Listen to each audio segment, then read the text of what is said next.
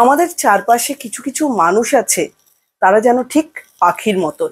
কেন পাখির মতন বললাম? আজকে আমার এই ভিডিওটার ভেতর থেকে সেটাই আলোচনা করব যে কেন আমি এদেরকে পাখির মতন বলছি। তো নমস্কার, আমি লিপিকা, আমার ছোট্ট ইউটিউব চ্যানেলে তোমাদের সবাইকে স্বাগত।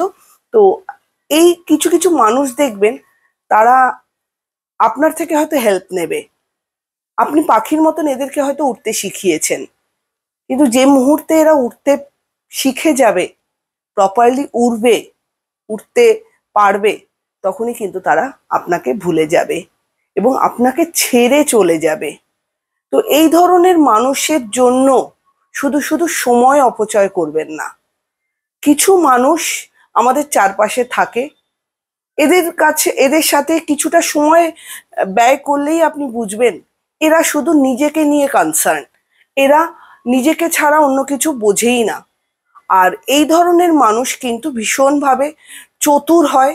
এরা বুঝতেই দেবে না আপনাকে যে আপনার থেকে তার কোনো হেল্পের দরকার। এ কিন্তু আপনাকে দিয়ে কাজটা করিয়ে এরা কিন্তু ঠিক বেরিয়ে যাবে। তো এই ধরনের মানুষগুলোর সাথে থাকা এবং এই ধরনের মানুষগুলোকে উপকার করা, এই চিন্তা, এটা থেকে বিরত থাকুন। এদেরকে চিনবেন কি করে? এদের সাথে কিছুক্ষণ সময় কাটালেই আপনি বুঝবেন যে এরা কিসে কনসার্ন। এরা আপনার কথা শুনছে না এরা নিজেদের কথাই বলে যাচ্ছে।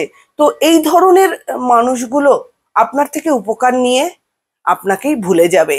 এরা পাখির মতন কিছুটা বিহেভ করে। পাখি যেরকম ডানা মেলে উড়ে যায়, এরা ভুলেই যায় যে কখনো কেউ তাদেরকে উঠতে শিখিয়েছে।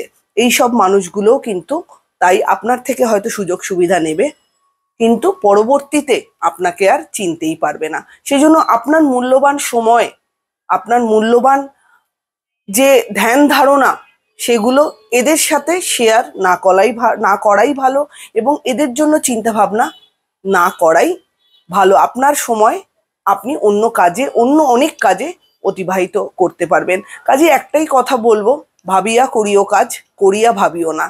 তো এই কনসেপ্টটা একটু মাথায় রাখবেন। এইসব মানুষদের থেকে যতটা সম্ভব দূরে থাকবেন। সবাই ভালো থাকবেন, সুস্থ থাকবেন। নমস্কার।